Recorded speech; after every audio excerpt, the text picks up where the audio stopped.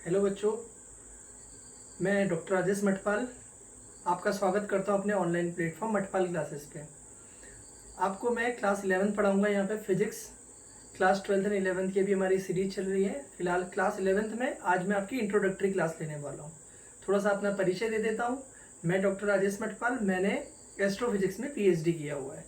तो मैं आपकी क्लासेस स्टार्ट करूं इससे पहले थोड़ा सा मैं इंट्रोडक्शन देना चाहता हूं फिजिकल वर्ल्ड के बारे में। अगर आप फिजिकल वर्ल्ड को देखेंगे तो वो टॉपिक आपका ज़्यादा क्वेश्चंस पूछे नहीं जाते हैं, लेकिन आपकी समझ बनाने के लिए वो काफ़ी इंपॉर्टेंट है फिजिकल वर्ल्ड की जब हम बात करते हैं। अब देखिए, स्टार्टिंग जब हम बात कर रहे हैं तो जब आप 10th से 11th में आते हैं तो 10th में आपने साइंस में 3 पार्ट पढ़े, फिजिक्स पढ़ा, केमिस्ट्री पढ़ा और बायोलॉजी पढ़ा, मैथ्स अलग से पढ़ रहे थे। अब आपका 11th में आते ही फिजिक्स एक कोर सब्जेक्ट बन जाता है और जिसको आपने बहुत ब्रॉड तरीके से पढ़ना है, जिसमें आपका बहुत सारा मटेरियल रहता है। तो क्लास 11th में आने से पहले आप अगर छोटी सी बुक से, बहुत पतली सी बुक से अगर बहुत मोटी बुक की तरफ बढ़ते हैं तो बहुत डिफिकल्टीज होने की संभावना है। इसलिए इंट्रोडक्टरी क्लास से अगर आप स्टार्ट करें, समझ बनाने की कोशिश करें, तो फिर आपके लिए कोई भी चीज टफ नहीं होने वाली है। फिजिकल वर्ड या फिजिक्स की जब हम बात करते हैं तो हम बात करेंगे कि फिजिक्स हमारे पास क्या चीज होती है। तो क्लास 11th हम आज अपनी इंट्रोडक्टरी क्लास कर रहे हैं, इंट्रोडक्शन कर रहे हैं अपनी क्लास 11th की। अंदर हम लोगों ने क्या चीज पढ़नी है, उन सारी चीजों का हम लोग डिस्कशन यहाँ पे करने वाले हैं। इंट्रोडक्शन के अंदर बच्चों क्या होता है, अगर मैं इंट्रोडक्शन की बात करूं तो मैं फिजिक्स जो शब्द बोल रहा हूं इसको हम लोग फिजिकल साइंस नेम से बोलते हैं, PHYAL फिजिकल, और आपका यहाँ पे साइंस। तो ये दो वर्ड से मिलके बना हुआ एक फिजिकल वर्ड है, एक आपका साइंस है। फिजिकल साइंस, उसको हम लोग कंबाइंडली फिजिक्स बोल देते हैं। तो हमें फिजिकल और साइंस वर्ड का मीनिंग अगर समझ में आ जाए तो बहुत हमारे लिए आसान हो जाएगा समझ में। तो फिजिकल साइंस मीन्स हो गया जो हमारे आसपास का फिजिकल वर्ल्ड है उसकी जो स्टडी है, जो रीजनेबल या हम अगर तर्क संगत बोले, लॉजिकल आपका जो हम स्टडी करते हैं, उस स्टडी को हम लोग बोलते हैं साइंस। मतलब हमारे आसपास जो फिजिकल वर्ल्ड है, जैसे हम अर्थ में रह रहे हैं, अर्थ सन के अराउंड घूम रही है आपकी, तो अर्थ सन के अराउंड घूम रही है, इसकी स्टडी करना, जैसे ग्रेविटेशन आ गया। हम अपने आसपास देख रहे हैं मैटर है, मैटर के अंदर जैसे आपने पढ़ा होगा कि एटम होता है, एटम में आपने देखा होगा न्यूक्लियस होता है, न्यूक्लियस के चारों तरफ इलेक्ट्रॉन्स रिवॉल्व करते हैं, करंट देखा, इलेक्ट्रिसिटी के बारे में डिस्कशन किया। तो जो फिजिकल वर्ड है, फोर्स, प्रेशर, वर्क डन, ये सारी चीजें हम लोग देखते हैं। फोर्स लगाना, pressure, work done, energy, conservation of energy, हम देख रहे हैं कि कैसे हम लोग कंजर्वेशन ऑफ एनर्जी को अप्लाई कर रहे हैं। उन सबकी स्टडी करना हमारा फिजिकल साइंस या फिजिक्स के अंदर आता है। फिजिकल वर्ल्ड के अंदर देखिए हमें क्या करना है, अगर आप क्लास 11, 12 या किसी भी हायर एजुकेशन में जाकर के फिजिक्स को स्टडी करना चाहते हैं तो आपको एक रीजन ढूंढना जरूरी होता है।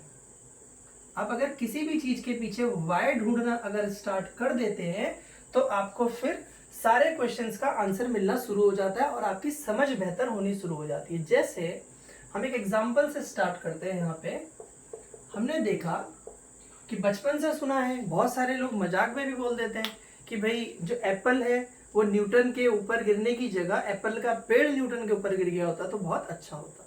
ये कॉमेडी करते हुए बोलना बहुत आसान लगता है, बहुत मजा आता है कि हमें इतनी टेंशन दे दी, लेकिन हम न्यूटन की सोच से ही स्टार्ट करते हैं तो हमें काफी हेल्प मिलेगी क्लास 11, 12 या फिर हायर में फिजिक्स को समझने के लिए। देखिए, आप पेड़ लगा हुआ था, पेड़ में एप्पल लगा हुआ है, आप अपने आसपास देख रहे हैं, फिर से फिजिकल वर्ल्ड की बात कर रहा हूं, तो आप देखिए कि जब भी एप्पल गिरता है तो वर्टिकली डाउनवर्ड ही गिरता है ना। अगर वो किसी ब्रांच पे, मान लीजिए यहाँ पे ये ब्रांच पे एप्पल लगा हुआ है, तो वो इधर को गिर सकता था, इधर को गिर सकता था, वो ऐसे गिर सकता था, वो ऐसे ऊपर को भी जा सकता था, क्योंकि चारों तरफ फ्री स्पेस है। तो न्यूटन ने क्या सोचा कि वो जो एप्पल है वो नीचे ही क्यों आ रहा है, उसको सोचा, जिसकी वजह से उसने ग्रेविटी के बारे में बोला। तो मैंने क्या बोला आपसे, वाई बोलना बहुत जरूरी है। देखिए, फिजिक्स के अंदर मैं इसे 3 पार्ट में डिवाइड करता हूं। फिजिक्स को मैंने को यहाँ पे 3 चीजें दिखती हैं जो आपको भी दिखना शुरू हो जाएगी। पहला पार्ट होता है ऑब्जर्वेशन। देखिए, तो देखिए हो क्या रहा है, अगर हम न्यूटन की बात करते हैं 1642 टू 1726 न्यूटन का टाइम है।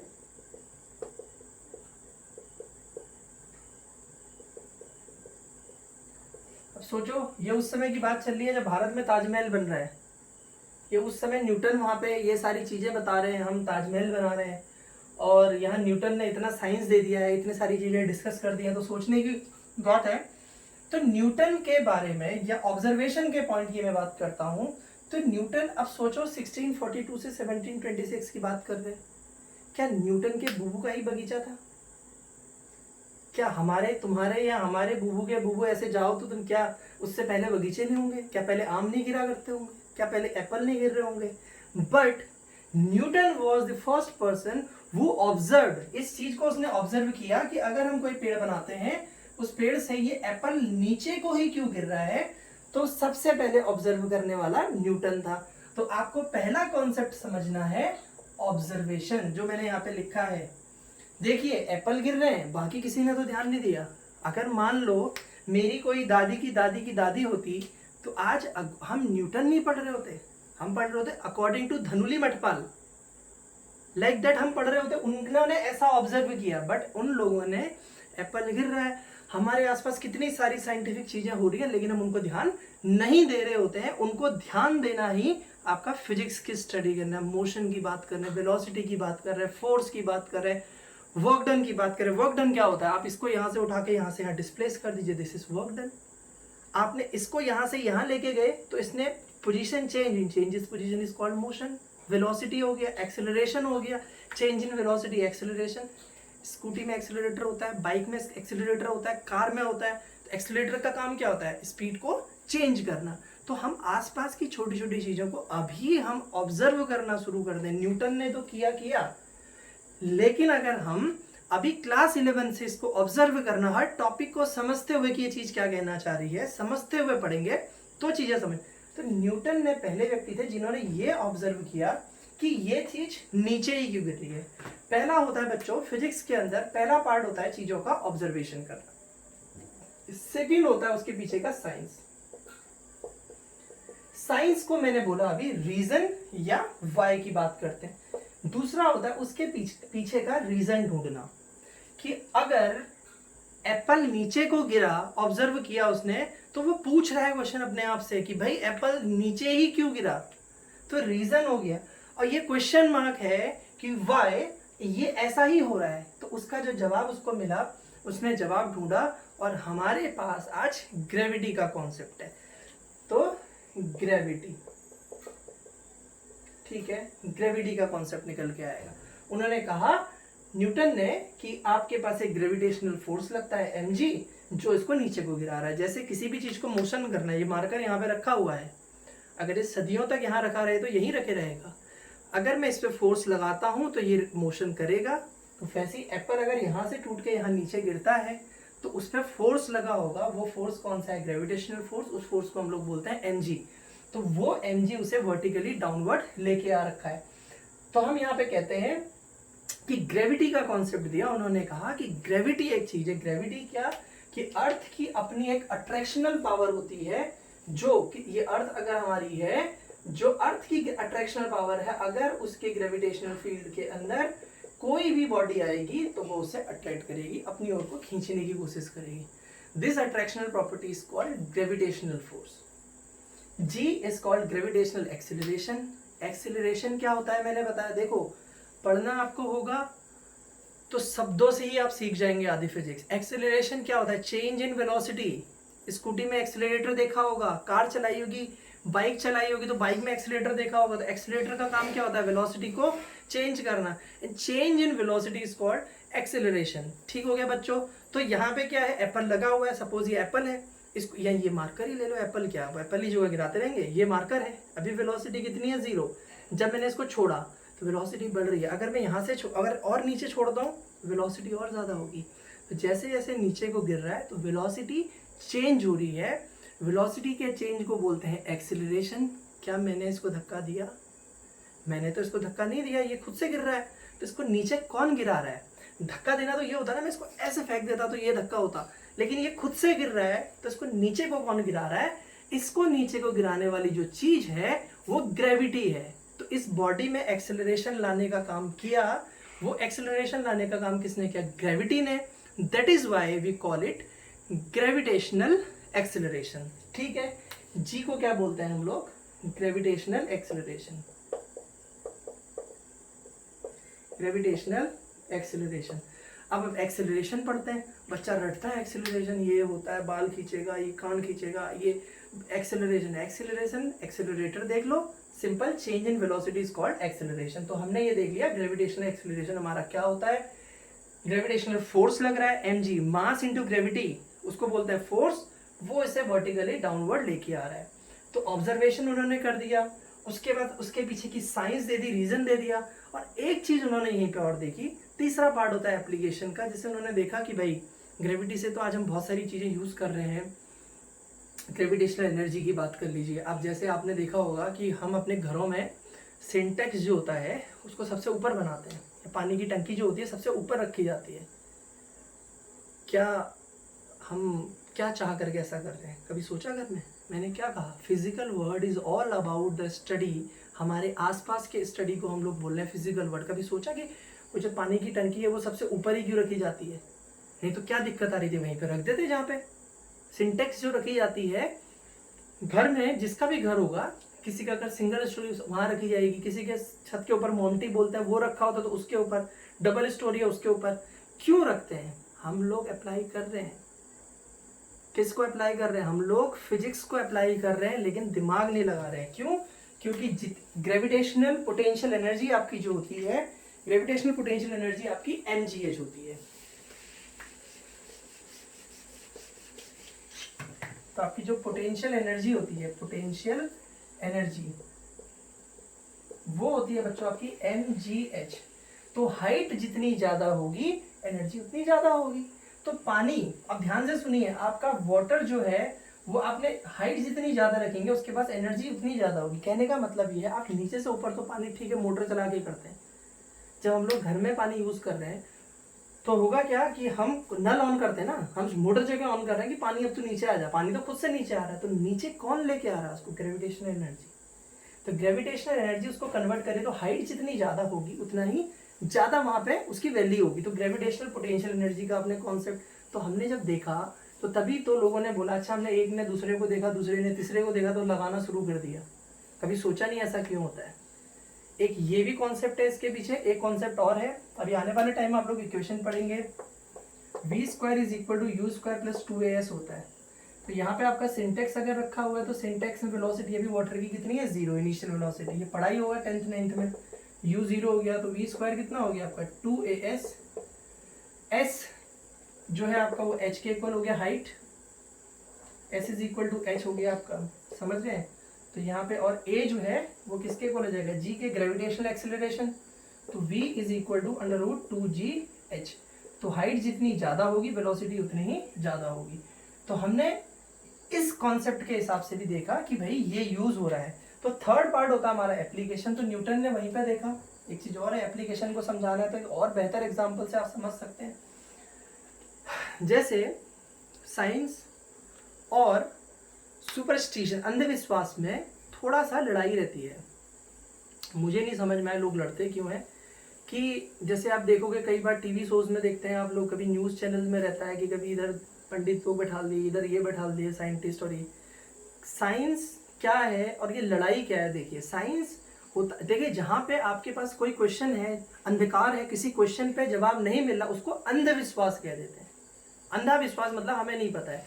तो 1642 से 1726 में बात कर रहा हूँ न्यूटन की, उससे पहले आपके गैलीलियो की बात कर लेते हैं, कोपरनिकस की बात। तो उससे पहले हम लोग जितने भी टाइम तक लोग इस अर्थ पे रहे, आपके इंडिया, आपके अमेरिका, जहां भी लोग रहे होंगे, उन सब ने एक ही चीज सोची। इंग्लैंड में उन्होंने सोचा कि अर्थ जो है वो आपकी स्टेशनरी है, अर्थ आपकी स्टेशनरी है, सन मूव करता है। आपने जैसे अभी भी ऊपर देखा तो ऐसा लगता है ना कि हाँ यार सन मूव करते हुए दिखता है। हम नहीं कहते अभी सन यहाँ पे था, अभी सन यहाँ चला गया, अभी सन यहाँ चला गया। तो फिर हम बच्चों ऐसा सोचना क्यों शुरू करते हैं? हम लोग ऐसा सोचते हैं इसलिए क्योंकि देखिए एक सेकेंड,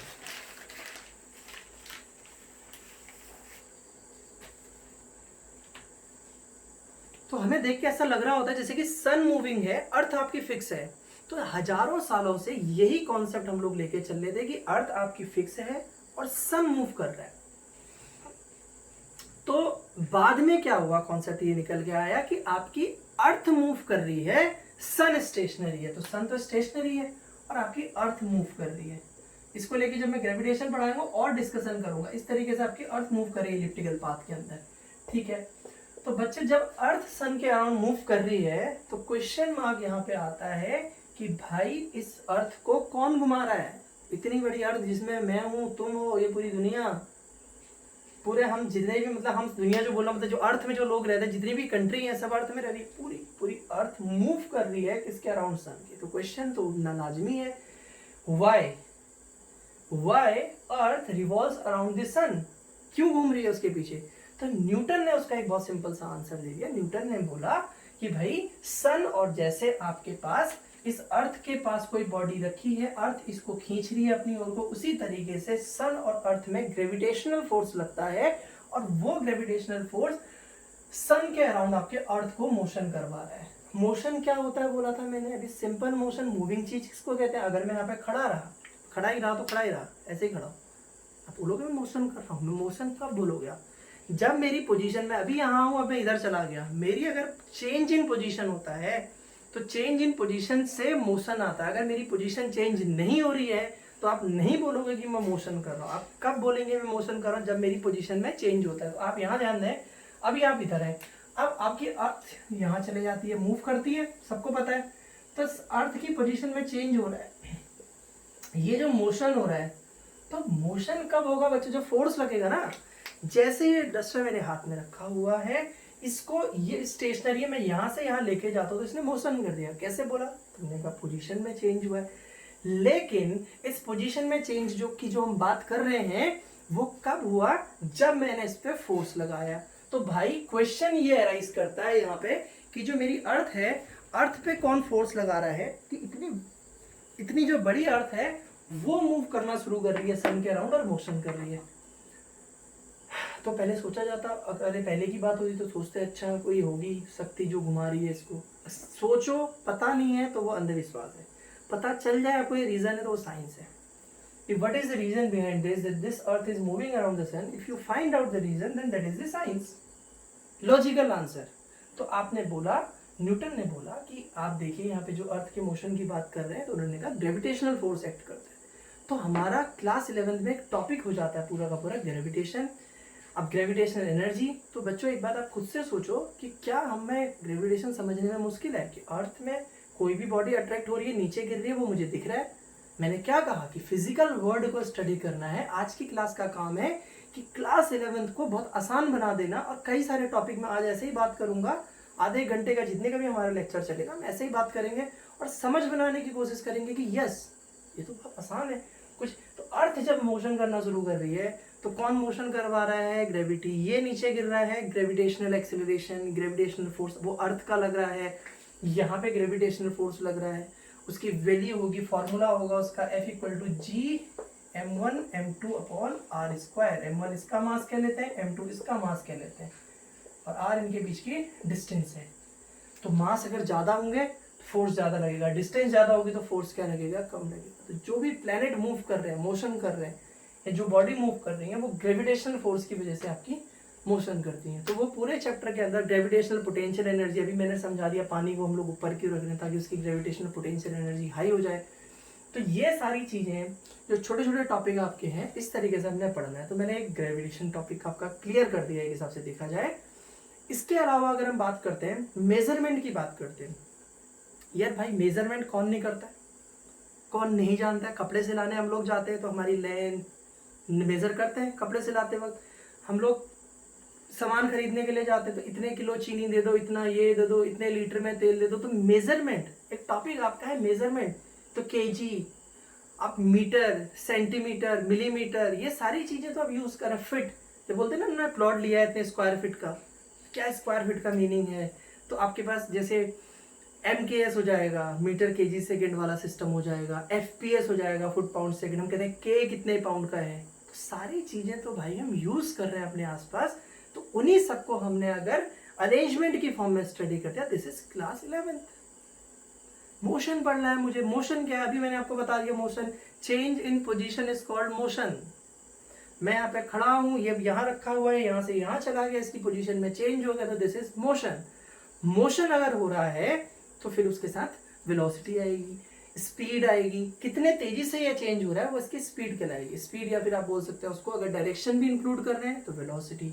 अब डायरेक्शन का कॉन्सेप्ट आ गया तो वहाँ पे सिर्फ वेक्टर के बारे में स्टडी करना है। तो ये सारी चीज़ें हमने पढ़नी है। अब मोशन हो गया, मोशन को भी दो कैटेगरी में डिवाइड कर देते हैं, एक लीनियर मोशन हो गया, आप यहाँ से यहाँ जा रहे हैं, एक आप किसी एक्सिस के अबाउट मोशन कर रहे हैं तो वो आपका रोटेशनल मोशन हो जाता है। जैसे आपकी अर्थ है, अर्थ सन के अराउंड रोटेट कर रही है, तो दिस इज रोटेशनल मोशन। और आपकी कोई बॉडी, अगर आप कोई क्रिकेट ग्राउंड पे खेल रहे हैं, अपने फुटबॉल को लात मारी है, फुटबॉल यहाँ से यहाँ चले गए, तो दिस इज लीनियर मोशन। तो लीनियर मोशन देखना है हमने, रोटेशनल मोशन देखना है। और अगर हम फिजिकल वर्ल्ड की बात करते हैं, ये तो मैं थोड़ा सा बताना चाह रहा हूँ कि क्लास 11 कैसे हमारे लिए ईजी है। आपने देखा होगा कि बोट होती है, बोट में से जंप करते हैं हम लोग बाहर, तो बोट पीछे की तरफ को चले जाती है, कंजर्वेशन ऑफ लीनियर मोमेंटम हो गया। फिजिक्स में बैलेंस वर्ड का बहुत बड़ा रोल होता है, कंजर्वेशन को शब्द को समझना बहुत जरूरी है। देखिए कंजर्वेशन पे मैं आ रहा हूँ, क्योंकि मेरा आज का काम है आपकी समझ को डेवलप करना, ठीक हो गया। तो कंजर्वेशन को हम समझ रहे हैं, तो कंजर्वेशन कैसे इंपॉर्टेंट हो जाता है। देखिए आपका कंजर्वेशन ऑफ एनर्जी या कंजर्वेशन बोलता है, कंजर्वेशन ऑफ एनर्जी बोलता है energy can neither be created nor destroyed, it transfers from one form to another form. अब देखिए इस स्टेटमेंट के बारे में मैं थोड़ा सा आपसे बात करता हूँ।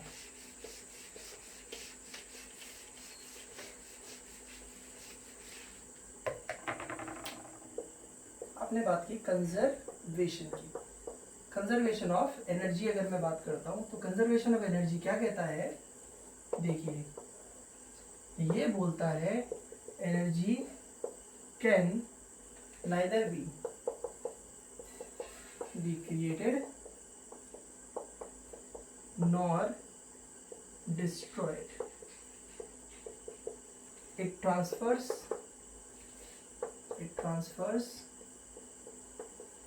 from one form to another। आप इसको ना तो क्रिएट कर सकते हैं, ना ही आप इसको डिस्ट्रॉय कर सकते हैं, इसे आप एक फॉर्म से दूसरे फॉर्म में ट्रांसफर कर रहे होते हैं।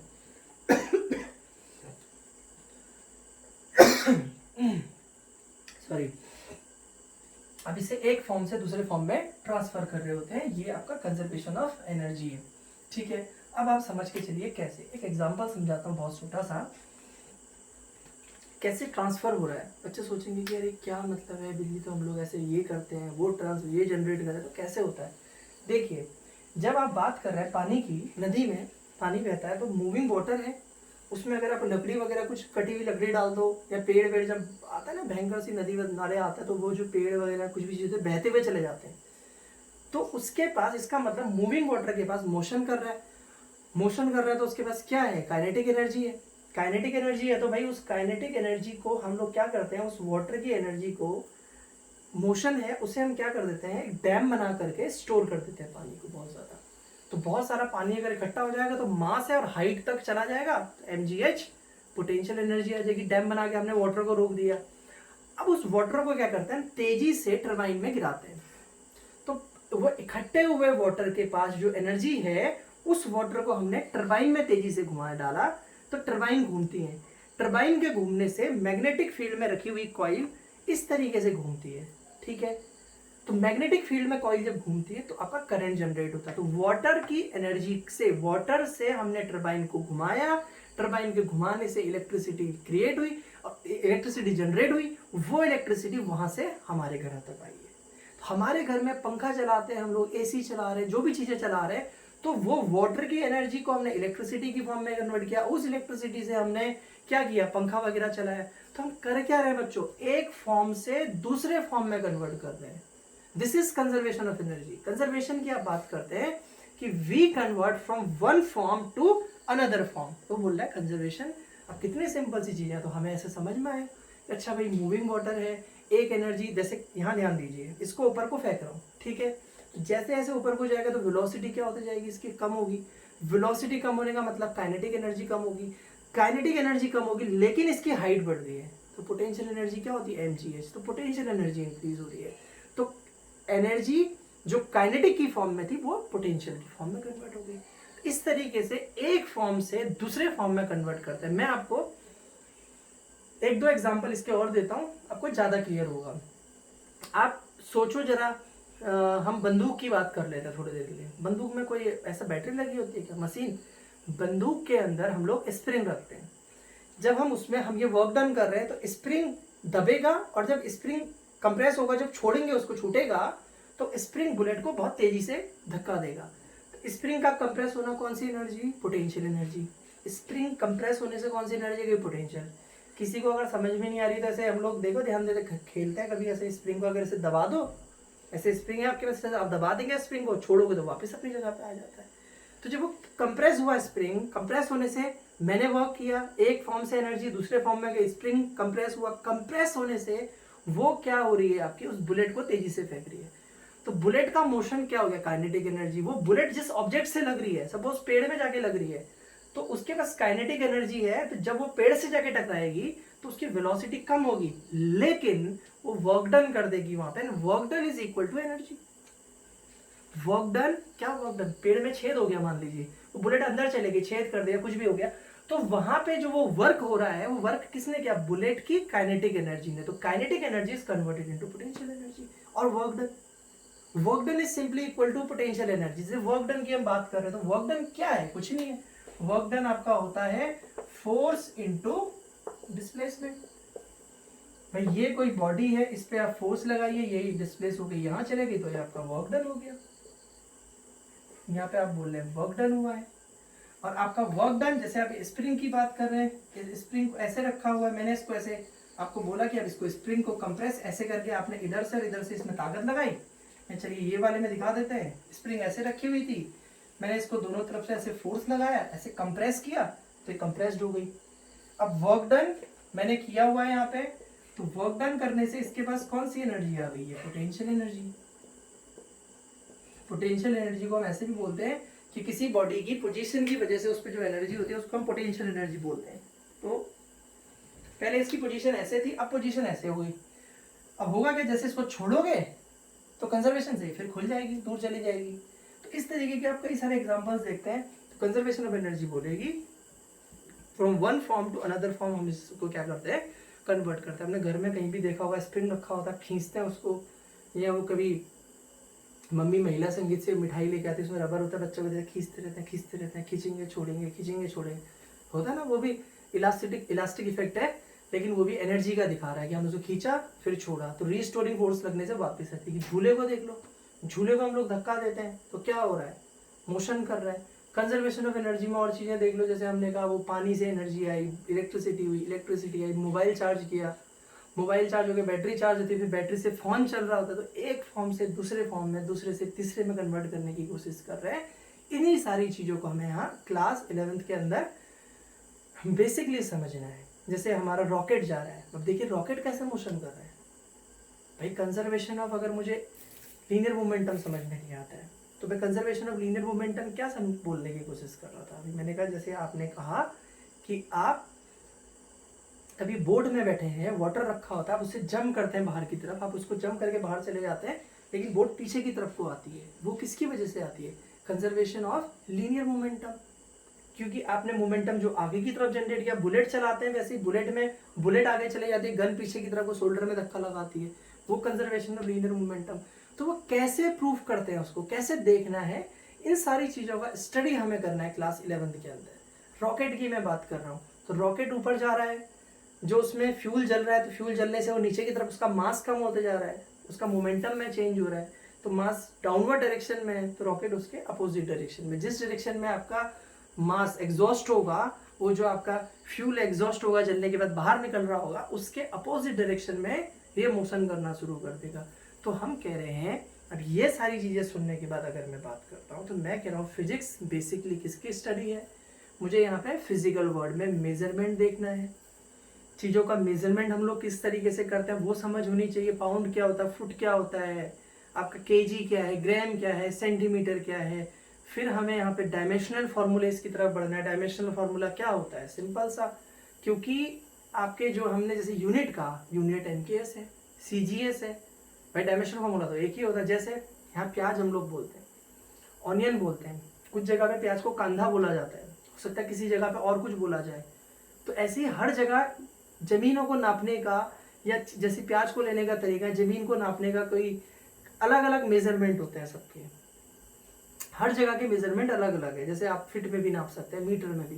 तो हम क्या करेंगे कि तो उनसे क्या होगा, अगर आप किसी दूसरी कंट्री में जाते हैं, वहाँ पे कोई, आप मान लीजिए चाइना चले गए, झुंझू कह दिया उसने, अब झुंझू क्या समझ रहे हैं यार, ये झुंझू क्या होता है, I don't know what is झुंझू। अब चाइना को देख के तो आजकल सभी को गुस्सा आ रहा है यार। चलो दूसरे देश चलते, जापान चलेगा, उसने भी ऐसे कोई चुंचू बोल दिया। अब चुंचू मैं क्या जानता हूँ चुंचू क्या होता है। तो उन्होंने बोला कि यार ये कोई तरीका नहीं है, एक काम करते हैं स्टैंडर्ड यूनिट लेते हैं, कि जैसे हमने एम एल और ऐसे टी के लिए बोल दिया। मास के लिए हमने कहा एम यूज कर देंगे, एल मीन्स लेंथ के लिए, टी मीन्स टाइम के लिए हो गया, ठीक है। तो अगर कहीं पर फॉर्मूला लिखा होगा तो मैं ऐसा समझ जाऊंगा इसको।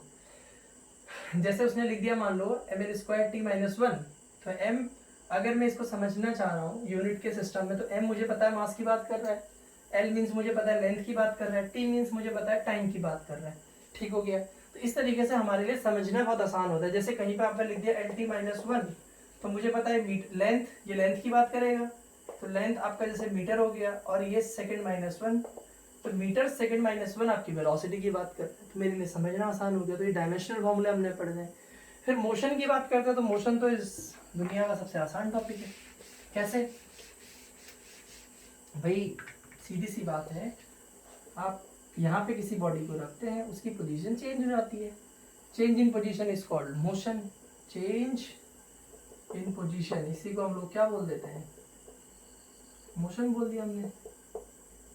अब मोशन होगा, बिना डायरेक्शन के होगा तो वहां पे स्पीड हो जाएगी, अगर डायरेक्शन भी होगी तो वहां पे, अगर स्पीड प्लस इसके साथ इसकी डायरेक्शन भी आप मेजर कर दोगे तो इसको हम लोग वेलोसिटी बोल देते हैं, ये एक वेक्टर क्वांटिटी हो जाती है, ठीक हो गया। एक्सेलरेशन, अब इसके पास अगर वेलोसिटी है, चेंज इन वेलोसिटी एक्सेलरेशन कराएगा।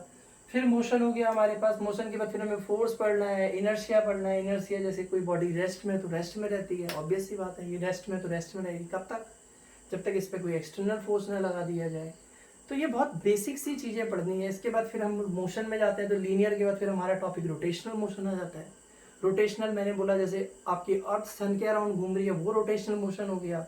ग्रेविटेशन का कॉन्सेप्ट मैं आपको समझा ही चुका हूँ, ग्रेविटेशनल मोशन हो गया। फिर इलास्टिसिटी, इलास्टिसिटी के लिए देखो मैंने सारे टॉपिक कहीं ना कहीं इसमें ले लिए, कुछ एक दो छूटे होंगे, अभी भी लेके आ रहा हूँ उनको। इलास्टिसिटी क्या कहा मैंने, इलास्टिक प्रॉपर्टी, मम्मी की वो एग्जाम्पल देखो, मैंने कहा महिला संगीत से लाती है ना, मिठाई के डिब्बे में लगा हुआ, उसको ऐसे ऐसे खींचते हैं, ऐसे खींचते हैं, फिर वापस आ जाता है, इलास्टिक देखा होगा। तो उस इलास्टिक नेचर की स्टडी करना हमारा इलास्टिसिटी हो गया। फिर प्रेशर हमें पढ़ना है, पास्कल लॉ, आर्किमिडीज प्रिंसिपल वगैरह क्लास 11th के अंदर। प्रेशर क्या चीज़ होती है भाई, सिंपल अगर मैं प्रेशर की बात करूँ, बलून फुलाते हो, फुलाते जाते हो, अगर ज़्यादा ही उसमें हवा भर दोगे, प्रेशर ज़्यादा हो जाएगा, फट जाएगा वो। फिर इसके अलावा मैंने आपके साथ डिस्कस किया जैसे मोशन के, जैसे अभी मैंने बोला स्प्रिंग के बारे में बोला, झूले के बारे में बोला। अगर मैं झूले को स्टडी कर लूँ तो मुझे सिंपल पेंडुलम समझ में आ गया, मुझे पढ़ने की जरूरत ही नहीं है सिंपल पेंडुलम, अगर मुझे झूला समझ में आता है। भाई कितने लोगों ने झूला देखा हुआ है, नहीं देखा तो टीवी में, मोबाइल में, यूट्यूब में जाके देख लो, ये वाला है, नहीं देखा है क्या ये। अगर मेरे को ये समझ में आता है भाई, मेरे को पढ़ने की जरूरत ही नहीं है। पहले तो मैं सोचूंगा क्वेश्चन मार्क, ये वापस क्यों आ रहा है, मैं इसको धक्का दे रहा हूँ, वापस क्यों आ रहा है, तो इसको रीस्टोरिंग एनर्जी वापस लेके आ रही है, रीस्टोरिंग फोर्स का एक कॉन्सेप्ट आएगा। अब सब ने देखा है, देखो मैं भी क्या पढ़ाना चाह रहा हूँ। रीस्टोरिंग फोर्स मतलब इस दुनिया में कोई चीज होती है धक्का दो वापस लौट के आ रही है, उनमें से कुछ चुनिंदा चीजों में ये है, लटका है भैया, मैंने कहा ए झूले जा यहाँ से दूर, धक्का दे रहा हूँ लेकिन लौट के वापस आ रहा है, भाई कौन लेके आ रहा है उसको वापस, तो उसने कहा रीस्टोरिंग फोर्स लगता है यहाँ पे। आप तो इधर को धक्का दे रहे हो, रीस्टोरिंग फोर्स आपके मोशन के अपोजिट लगेगा। क्वेश्चन पूछा वाई, वाई का जवाब रीस्टोरिंग फोर्स, साइंस, समझ रहे हैं। मैंने ऑब्जर्व किया, मैंने कहा अरे भाई तू क्यों वापस आ रहा है, ऑब्जर्वेशन। सेकंड रीजन, तीसरा कर देंगे एप्लीकेशन, बंदूक की गोली बना दी देखो। अब यहाँ पे रीस्टोरिंग फोर्स हो गया, पहली चीज हमारा रीस्टोरिंग फोर्स हो गया, ठीक है। अब झूले में देखा होगा बच्चे में नीचे को जाता है तो यहाँ पे इसकी वेलोसिटी सबसे ज्यादा होती है, फिर इससे ऊंचाई चढ़ता रहता है तो वेलोसिटी कम, तो यहाँ पे आपकी काइनेटिक एनर्जी जो है वो मैक्सिमम होती है। अब काइनेटिक एनर्जी जहाँ पे मैक्सिमम होगी वहाँ पे पोटेंशियल एनर्जी आपकी मिनिमम होगी, और इस पॉइंट पे आपकी अब धीरे धीरे ऊपर जाता है तो वेलोसिटी जीरो, टॉप पॉइंट पे रुकेगा तभी तो वापस आएगा, तो यहाँ पे आपकी काइनेटिक एनर्जी जीरो और यहाँ पोटेंशियल एनर्जी आपकी क्या होती है, मैक्सिमम। बस भाई यही तो स्टडी करना है सिंपल पेंडुलम के अंदर। तो स्प्रिंग वगैरह खिंचवा देंगे तुम्हें 2-4, ठीक है। तो इस तरीके के सारे टॉपिक आपकी क्लास से निकल रहे हैं, जिन्हें हम लोग 1 बाय 1 करके पढ़ने की कोशिश करेंगे। तो ये सारी चीजें आप लोग देखिए। अब हम लोग नेक्स्ट वीडियो से सीधे हमारे टॉपिक स्टार्ट करेंगे और वहां से फिर हम लोग नोट्स बनाना शुरू करेंगे। Thank you. इसको सोचो, समझो और अपने आसपास के वर्ल्ड के बारे में जो जो चीजें हो रही है उनके बारे में सोचते रहिए, ये हो रहा है वो हो रहा है। फिर बाकी तो मैं हूँ यहाँ पर सोचवाने के लिए तुम्हें कि सब सारी चीजें सोचेंगे। तब तक बाय।